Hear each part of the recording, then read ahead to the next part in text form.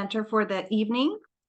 We have joining us today Ms. Vaughn Thomas. She is the coordinator for social and emotional learning, PWCS Hills, here in Prince William County. Welcome, Ms. Thomas. Good afternoon, everyone. I hope everyone is having an enjoyable evening today. Today's purpose is responsible decision making. So I am going to just go ahead and get ready and share my screen. So can you all see that? Nod your head. All right. So again, today we're going to be talking about responsible decision making and what that looks like in the social and emotional learning world. I am housed in the Office of College, Career, and Student Support under the PWCS Hills umbrella. So part of SEL practice is to have what is called an inclusive welcome. What this does is this allows everyone to welcome each other into the meeting, into the space. It gives us a chance to come together as a community. And so our welcome today is would you rather? So I'm going to ask 5 questions. You have 2 choices. You can either, or 2 response choices, sorry. You can either come off mute and give us your response and share, or you can either type it in the chat. So out of the 5 questions, just so you know, 1 question would be for like kindergarten, elementary. 1 would be a middle school question. 1 would be a high school question. 1 would be almost like a parent critical thinking question. So if your student is there with you and they would like to answer the question, we welcome that also. So we are going to begin. Would you rather? Please pick 1 response. Would you rather have a pet dinosaur or a pet unicorn? You have 2 seconds to respond. Dinosaur or unicorn? Unicorn, unicorn, dinosaur, unicorn, unicorn. Bunch of unicorns. Unicorn. Okay. Question number 2. Would you rather be a famous singer or a famous athlete?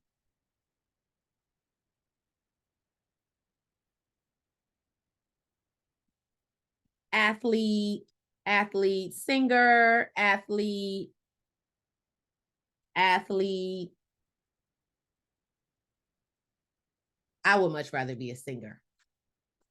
Okay. Question number 3. Would you rather go to college or start your own business? Give you about 5 seconds. Start your own business, college. Okay, start my own business.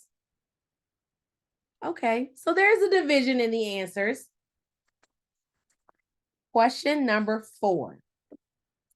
Would you rather go to a party with all of your friends or stay home and read a book?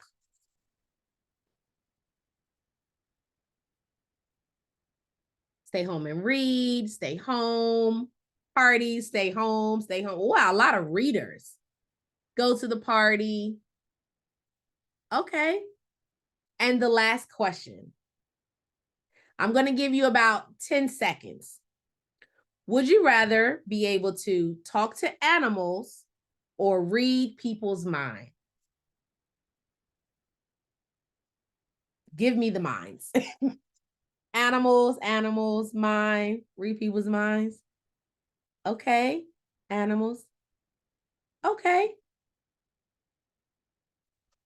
Read minds. Nice. Okay.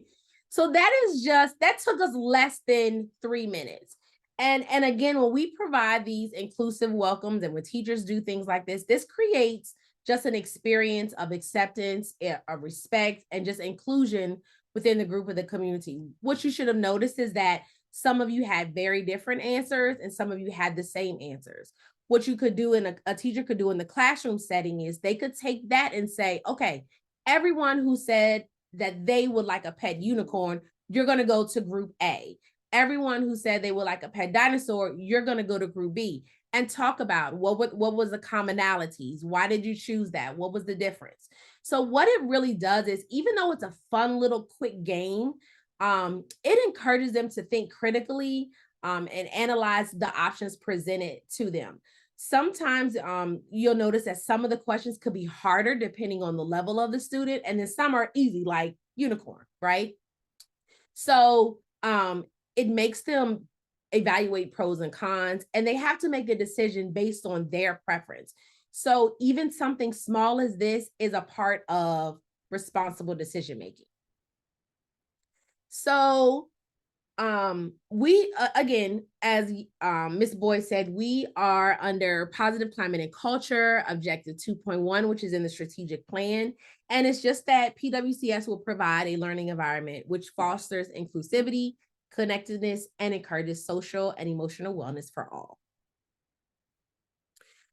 Today's session objectives will be to discover what responsible decision-making skills are and exactly why they're important. We will discuss and learn from one another and create a safe and supportive learning community. And we will get a chance to reflect on our own lives and ways in which we can enhance it to support all of our family members.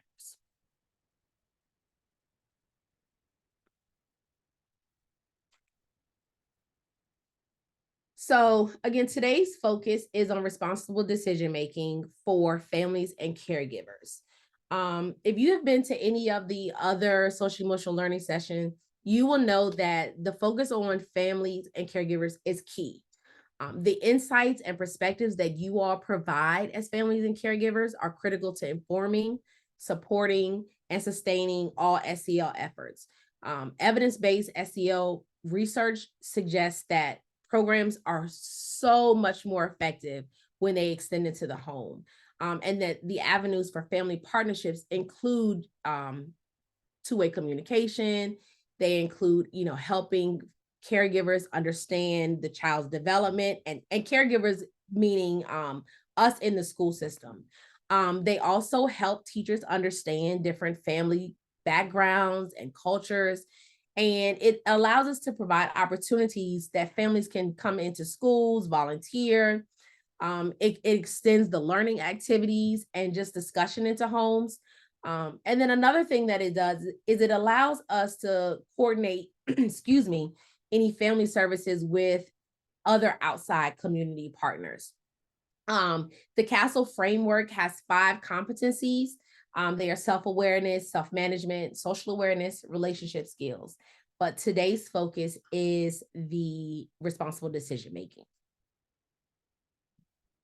So what is that? Why do we need responsible decision-making? Well, it refers to our ability to just make for choices that advances us towards a goal while considering the impact on individuals, groups, and organizations, or the environment in short and long-term effects. So within this responsible decision-making, we have in Virginia something that's called the Virginia Profile of a Graduate. And it just looks like what does Virginia think the graduate should look like? So for us in responsible decision making, it talks about students being able to demonstrate the ability to evaluate through reflection, benefits and consequences of just their various actions within the decision making process, which is a key critical thinking skill. And it also talks about students being able to make ethical decisions as citizens and being able to evaluate their own identity and impact on humanity. So what does it look like, right? So responsible decision making, under the profile of the graduate could look like demonstrating curiosity. It could look like learning how to make judgment after analyzing information and facts.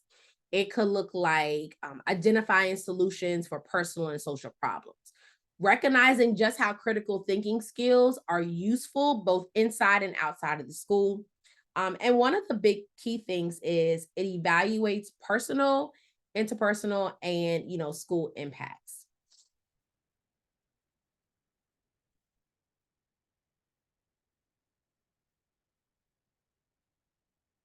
So key responsible decision-making skills. So what are they? The first one is self-awareness. This is just something that we've gone over before. For those of you who were not here, it talks about understanding our own values, our own beliefs, and our emotions, knowing what it looks like, when we're upset or when we don't agree with the decision that someone else has made. So, by students being aware of their own feelings, their motivations, they're able to make more informed decisions. Another key skill is critical thinking.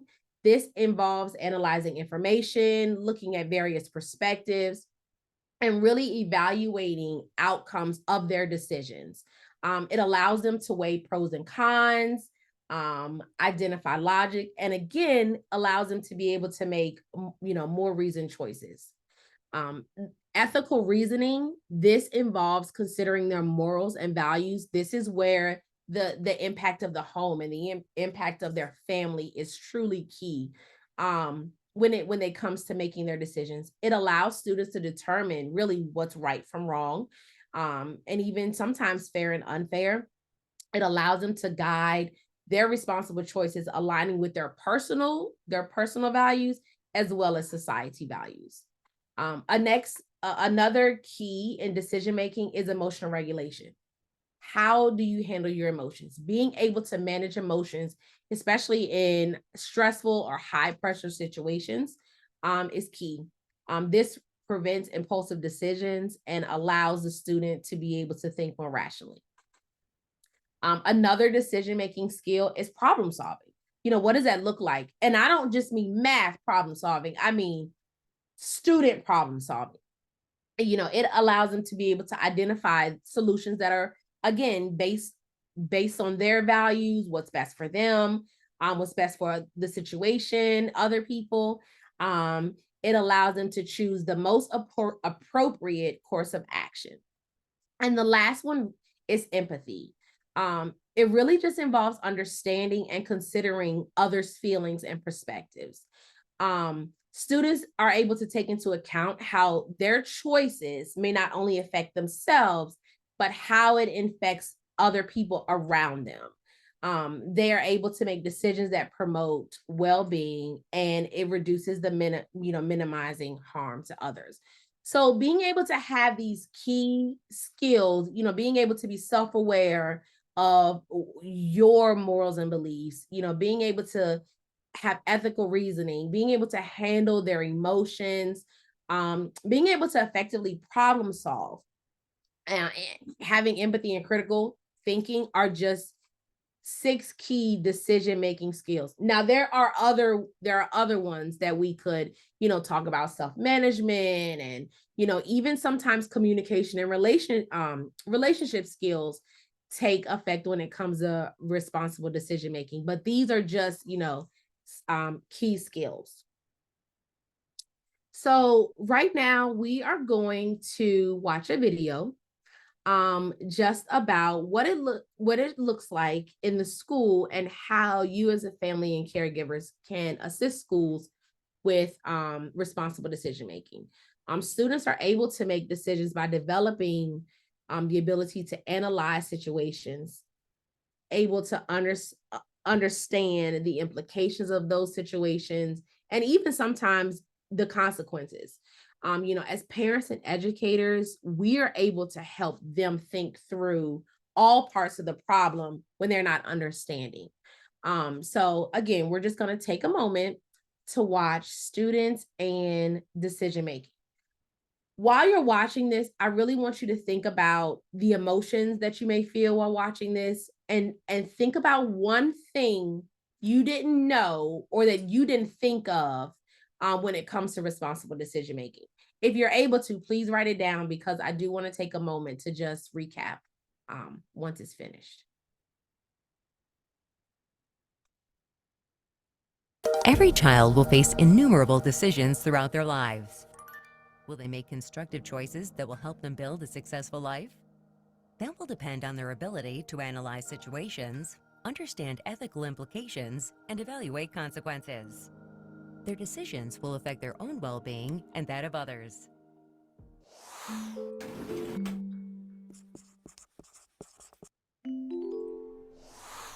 think for responsible decision making, what we're really talking about here is teaching kids to think through all the parts of a problem and really understand it in a deeper way, so that they're not making impulsive decisions, that they're thinking about, if I make this decision, what are the consequences of that decision? So we're actually trying to think through a few steps ahead. How will other people react to my decision to do X?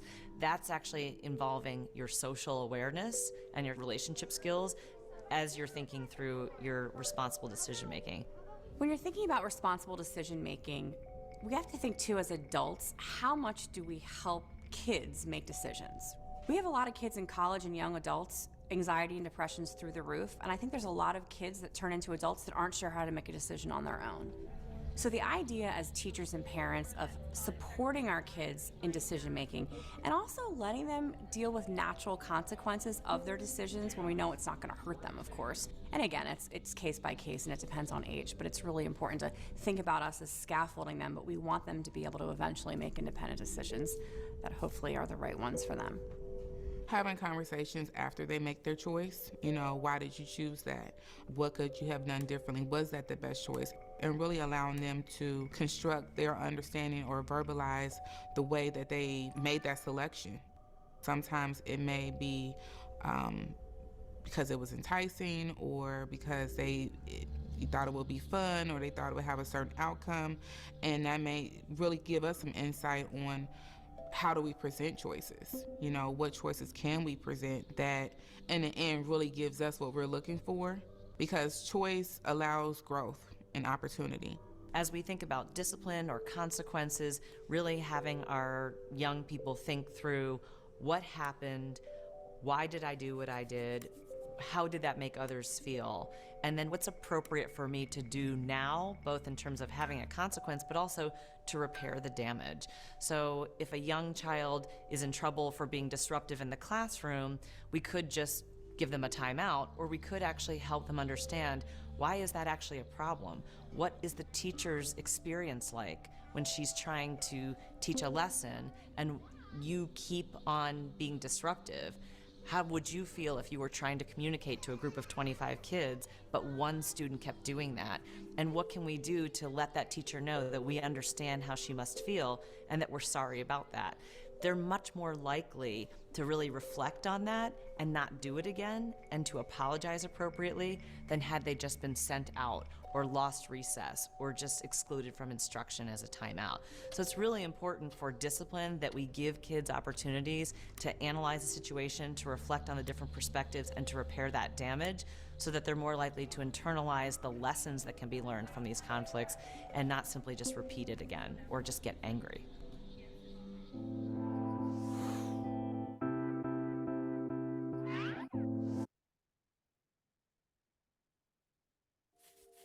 Every child will face innumerable decisions throughout their lives. Let's play Will they again.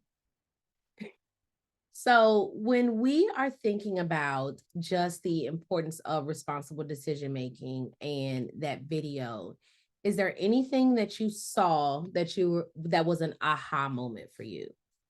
You're welcome to come off mute, or you're welcome to either put your response in the chat.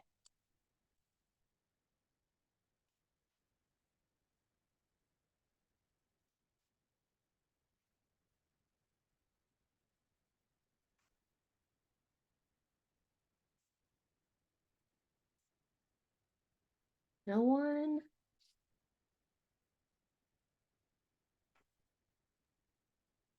Vaughn, can I say something? Yes. So I don't know that there was an aha moment, but I think what stuck with me was the, reflect, analyze, and, just be thinking, really kind of starting the kids that young to really have those reflective moments, and then, repair what has been done. And just thinking in terms of a parent, kind of like she said, sometimes you're like, hey, it's easier to say, go to timeout or go do this, when in turn it's a teachable moment. Yeah, it is. I thank you for sharing. I think that is, for me, even as a parent, there are some times where I'm like, well, why did you do that? And is that a reflective question? sometimes, or just go to your room instead of having that teachable moment with them. I think teachers do this a lot of times. And again, there's so many times that we have SEL skills and we do them, but we just don't realize that they truly are, they're truly SEL skills. They're just things that we do all the time. I see one person said the link between anxiety and depression to decision making. Oh, that, yes, especially we see that with our middle schoolers and high schoolers, especially when it comes time to choose specialty programs or go to college. There is high anxiety about, well, which program do I choose? Where do I go? My parents want me to go here. And it's just, instead of weighing the pros and cons and looking at, various key things, it's just, I'm going to go there. I like the angle in teaching the kids how it feels when the teacher was interrupted. Yeah. As opposed to just going to timeout. Yeah. I mean, even at home for me, as a parent, I know anytime I'm on the phone, my son feels like it is time to just go into all out band mode. And for me, it was like, okay, well, maybe I can say, when you're outside playing, how does it make you feel when I interrupt you or I make you come in? So that's good too, Marina. Giving students the tools and opportunities to practice in a safe space and build their decision-making skills. Yes, absolutely. Giving them the tools and what does that look like? And while we're talking about tools and what does that look like, we have something from the Virginia Department of Virginia Department of Education that are SEL learning standards. And these are just some things of how it should look like within these grade bands. At the end of the presentation, when Ms. Boyd sends out it, there will be a link that you can actually look at these for your student and where they should be and what it should look like for them. So like for elementary K through 5, very simple. They should be able to list strategies to solve a problem. Be able to describe that all actions have outcomes. If I throw this ball in the window, what could happen? It could break. I could get in trouble. They should be able to describe that. They should also be able to recognize that choices, again, have different outcomes. What is the difference if I throw the ball at the window versus if I throw it across the field? Excuse me. They should be able to classify a problem based on the size. Is this a big problem or is this a small problem? Is this something I can focus on heavily or just requires a little bit of my time? And being able to explain what information they use when making a decision and the steps they took. They're the same things in secondary, they're just expanded a little bit more. Can they reflect on a lesson learned from the actual experience? Are they able to differentiate from short-term and long-term impacts of their decision? If I decide that, one of the questions was, would you rather go to college or start a business? Okay, what are the short-term effects of me not going to college? What are the long-term effects of me not going to college? What are the short-term effects of me beginning a business? What are the long-term impacts? So they should be able to start doing this in this secondary realm. Being able to make reasonable judgments, again, after analyzing information. And that's both for their personal and social issues. And are they able to adapt to the decision-making process? So again, are they able to have that emotional regulation piece? What does this mean? Do I have high anxiety? Do I notice that when I'm making a decision that I'm anxious? Am I anxious only about school decisions? Am I anxious about home decisions? Starting in that secondary level, they should be able to know what that looks like and be able to process that. So how can we as parents begin to promote responsible decision making? And what we're going to discuss now is really how you as a parent can promote responsible decision making with the school, in tandem, working together. Again, families and caregivers are key to the excuse me, are key to the advance of students. It's not just all us in the school building, it's really you. So how do we as parents be able to assist that? And the first one is really setting achievable goals. You can help your students set realistic and goals when it comes to their education, and this comes just by encouraging them with specific things, such as it could be improving grades, it could be completing their assignments in time, it could be keeping your locker clean. But just setting a goal. Hey, listen, I know your locker is a mess. If your room is a mess, your locker is probably a mess.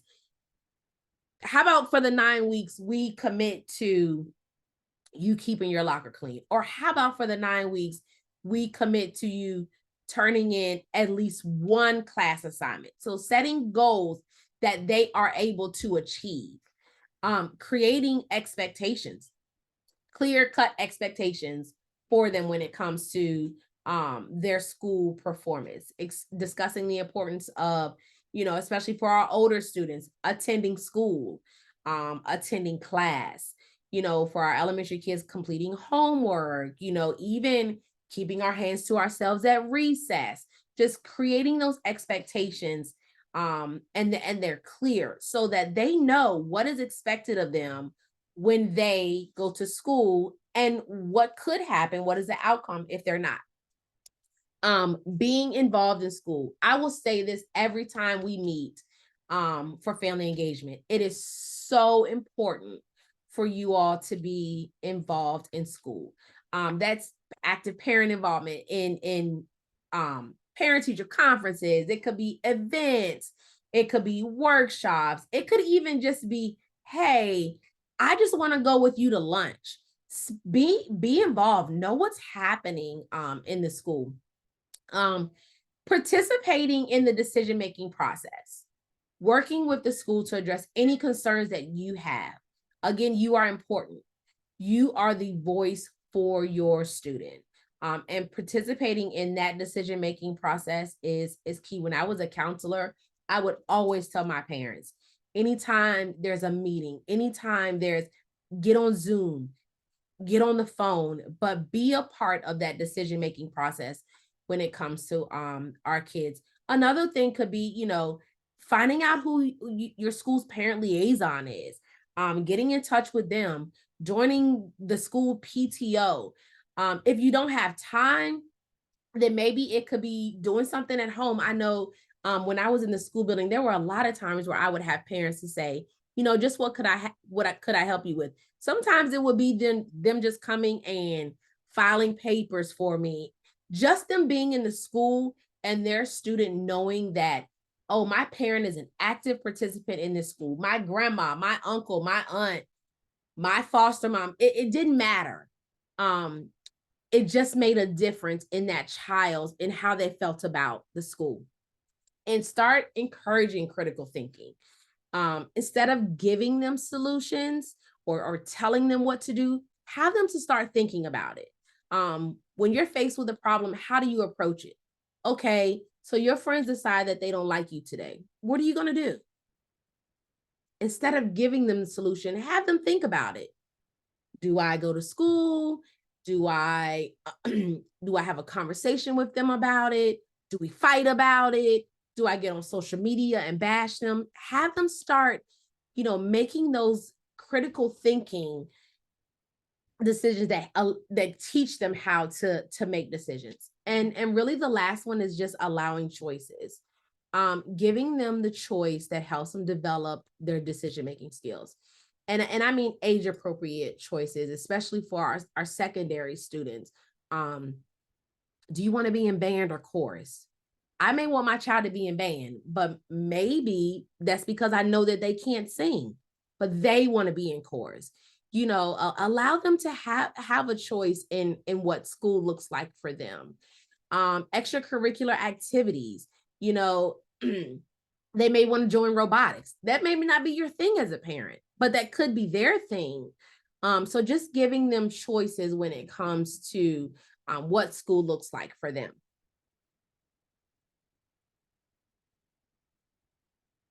Now, how do we develop relation skills at home? The first one, again, look for opportunities to offer choices. Practice, practice, practice by offering them safe choices. For younger kids, I'll use myself as an example. I have one in elementary and one getting ready to graduate high school. So for my younger child, it could look like, do you want to brush your teeth before bath or before you go to bed? That's an easy, safe choice, but that allows them to process, if I brush my teeth before bed, what could I do in that time? If I brush my teeth after bath, what does that give me more time to do? It just allows them to start thinking more than saying, I need you to go brush your teeth now. I need you to go brush your teeth now is just giving them a demand. It doesn't allow them to start using critical thinking skills. But giving them the opportunity to say, okay, I want to do this before, allows them to start thinking and understanding the pros and cons for them to making that decision. For my older kid, it could be like, okay, you need to be at school tomorrow by 7:30. Make a list of things that you need to do before you leave. She has to sit down and think about, okay, I need to do this, I need to do that, I need to do that. Instead of me saying, make sure you put your brother on the bus, make sure, you turn the dishwasher on. Having her think about the things that she needs to do, again, just gives them a chance to start developing those key skills. Helping them develop a healthy self-image. And that's just really just through that supportive inner talk, the language that we as teachers, as counselors, as families and caregivers, that begins to shape their identity. This gives them that self-awareness piece, and this allows them to start, understanding their own value. Making it safe when they make mistakes. We make mistakes. I make a lot of them. So being able to create an environment where both you and your child or your student feel safe to saying, I made a mistake, to admitting their mistakes. When a child accidentally breaks something valuable, one thing we could do is just address it calmly, acknowledge that the mistake happened, let them know that it is okay to make mistakes, but how can we learn from them? How do we learn from our mistakes? I think sometimes we know we make the mistake and we just move on. But sitting down and thinking about, what could I have done differently? Could it have been starting on my homework earlier? Could it have been coming straight home from school after practice? Could it have been pushing my chair under so Sarah that was walking to get in line doesn't fall? So just having them understand that mistakes they're okay, but just being able to provide open dialogue with our students lets them feel supported rather than criticized. And then again, it just offers valuable lessons about taking accountability and problem solving. Praise good decision making. Recognize and offer praise when good choices are made. I don't care if your child said, I'm going to brush my teeth before you ask me. Praise them for that. Again, that helps them develop a healthy self-image, but it also shows them that this was a good choice that I made. So praise that. I mean, it could look like taking care of household, again, care of household things without being told, keeping up with commitments. Just praise them for the good decision making. It could be, Mom, I came home and this kid pushed me into a locker and I walked off. Great, you didn't get into a fight today, right? That's a good decision. So praise them when they're making those good decisions. Helping them understand consequences. There are so many opportunities that we as families and caregivers have throughout the course of the day, the week, the hour, the month to discuss consequences. You know, there are going to be times when it isn't a mistake and it is a true poor choice that our students have made. But being able to, at that time, first offer that love and that support while focusing on the problem they're confronting instead of focusing on their behavior just allows them to understand consequences a little more. Again, going back and thinking about it, talking about it, probing questions, again, just allows them to think about it versus just not analyzing the situation. Make problem solving a family affair. How do we do this as a family, right? So it could be something enjoyable as, where are we going to go for dinner? Have them come up with it. Okay, so why would you rather go to Taco Tuesday versus going to Chick-fil-A? Make them think about it. Well, maybe because Chick-fil-A is the line's too long. Again, easy decision-making skills. And then the last one is just engaging them with characters and stories they learn from or relate to. When you guys are, sitting down having family night or watching a movie or going to a movie or reading a book, or even their friends, talking about problems that they've had, not gossipy things, but just showing them that, what it looks like when your favorite superhero has an issue. What do they do? Was that a good decision they made or not? It could be as easy as Goldilocks and the Three Bears. So Goldilocks decided to walk in someone's house. What could have been the consequence if they would have found her eating their porridge? So small things like that are important.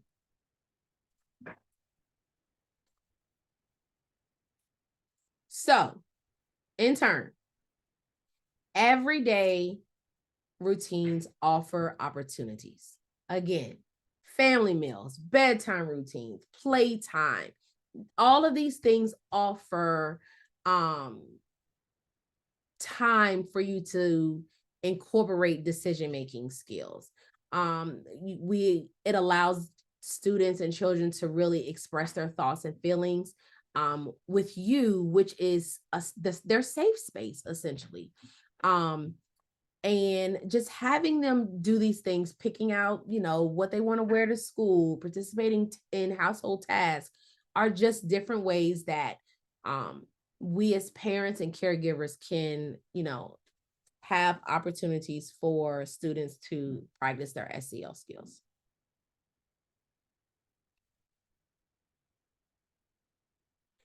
And lastly, responsible decision-making really ties into all the areas of social emotional learning. So as you can see, there are different examples. So when you think about time management, you have to manage your own needs and wants and make decisions on what really takes priority. When you have a disagreement with someone, you have to make decisions on how to handle that conflict, what that resolution looks like for the disagreement. And so really we want ourselves and others to just become aware of how our emotions impact others, as well as we can see different perspectives. So when we're looking at the big band of social emotional learning, all of it is interconnected through the different components. Responsible decision making ties into conflict resolution, which ties into relationship skills. It ties into seeing different perspectives, which ties into that social awareness piece. What does it look like? How my emotions impact others? That's self-awareness. So responsible decision-making is part of just this social emotional learning. So before we end, I want you to just take 60 seconds and think about what you heard, and think about one key thing that you can take away from tonight. It could be an idea, a strategy, or even an action step. It could be something as small as, instead of telling my child to go take a bath, I'll give them an option. Take the bath before we eat dinner, or take a bath after we eat dinner. Just think about one idea, either from the slides you saw, or the video, just one idea, again, strategy or action step that you will take as families and caregivers to help your student understand what responsible decision making looks like.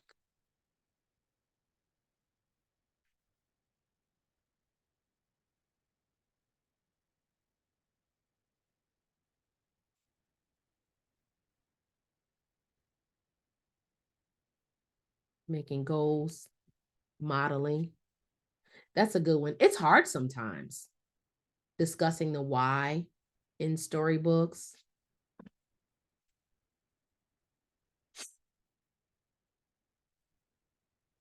I'll just give you a couple more seconds. Safe decisions. Oh, love that. Elaborating more on the pros and cons. Giving choices to make the decision, providing options. I will be honest, as a parent, sometimes that is very hard for me because I really just want you to do what I want you to do. So providing options can be difficult. But again, there's safe options that you are able to recreate. Making them think of consequences, yeah. Helping them reflect on the problems. I think that's all great. Thank you all for sharing. I just want to say, keep learning. There are so many resources that we have out there, and even on the Launchpad that you'll see here. You can scan it with your QR code, or when you receive the webinar. I know Yannette sends a slide deck also, so you're able to pull up some of these things. Some of these things are just activities that you can do with your student at home. Some of them are, ways that you can connect more to the school. And additionally, I just want to say thank you for attending and really just engaging this evening. Thank you so much, Ms. Thomas, for joining us today. As always, it's always great information for us all to have. And as she said, I will be sending a follow-up email to everyone tomorrow. You will have the opportunity, of course, or I'll attach the PowerPoint presentation as well as the video recording for today. The other thing that we're going to post in the chat is the survey to today's presentation. We appreciate your feedback, any feedback that you provide to us, and that will also help us in the planning for upcoming sessions. Again, thank you to Ms. Thomas. Thank you so much for everyone joining us tonight, and I hope you guys have a great evening, and I'm looking forward to maybe seeing some of you in the next couple of weeks. Thank you so much and have a good one.